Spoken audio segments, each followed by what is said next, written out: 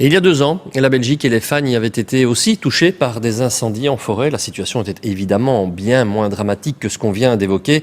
Mais on se demande bien entendu si la nature peut reprendre ses droits après des incendies de cette ampleur. Ce matin, David Wathelet s'est rendu là où les flammes avaient fait beaucoup de ravages en 2023. Il nous explique ce qu'il a constaté sur place avec en toile de fond cette question. Est-ce que oui ou non, la nature a bien repris ses droits ?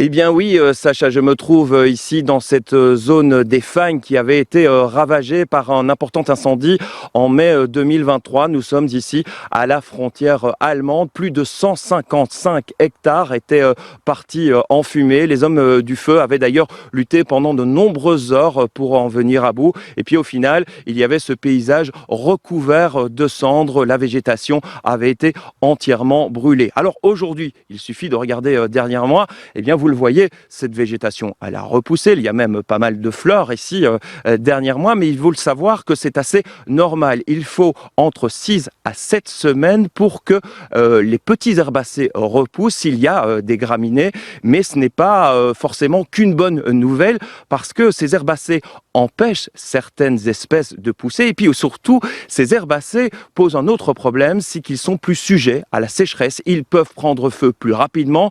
Et vu la multiplication des périodes de sécheresse ces dernières années, eh bien, ces zones sont de plus en plus sujettes aux incendies. Et il y a de plus grands risques. Alors, on doit hisser le drapeau rouge ici, empêcher les randonneurs de passer pour éviter qu'il se passe des grands incendies, que les promeneurs déclenchent des incendies ou qu'ils soient eux-mêmes piégés par les flammes. Donc, vous le voyez, la nature reprend droit, mais ce n'est pas forcément toujours une bonne nouvelle.